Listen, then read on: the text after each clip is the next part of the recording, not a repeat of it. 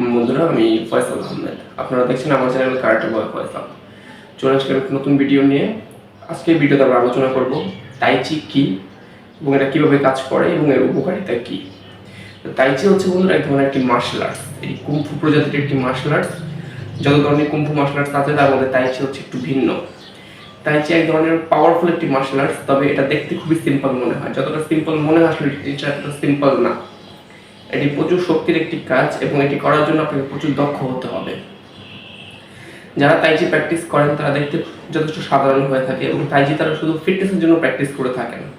তারা তাইচিটা অবশ্যই কাউকে মারার জন্য প্র্যাকটিস করেন না। আর তাইচিতে আপনি ভয়ানক কোনো মুভ নেই যেটাতে আপনি কাউকে গুরুতর আঘাত করতে পারবেন। তবে যখন আত্মরক্ষার বিষয় হবে তখন তাইচি খুবই গুরুত্বপূর্ণ একটি মার্শাল আর্টস।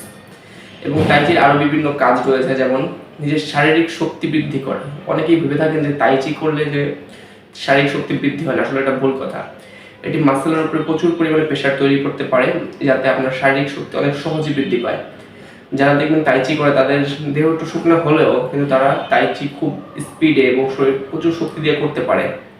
তাইচি শারীরিক ও মানসিক শক্তি বৃদ্ধির খুব একটি গুরুত্বপূর্ণ উপায়। যারা কারাটে বা কুংফু প্র্যাকটিস করেন তারা প্রত্যেকেই তাইচি করার চেষ্টা করেন, কারণ তাইচিটা খুবই গুরুত্বপূর্ণ একটি এক্সারসাইজ। এটি একটি মার্শাল আর্টস, একটি মেডিটেশনও।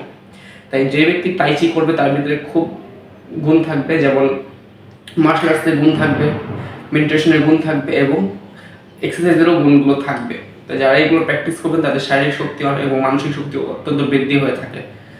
তো বন্ধুরা, এই ছিল তাইচির উপকারিতা।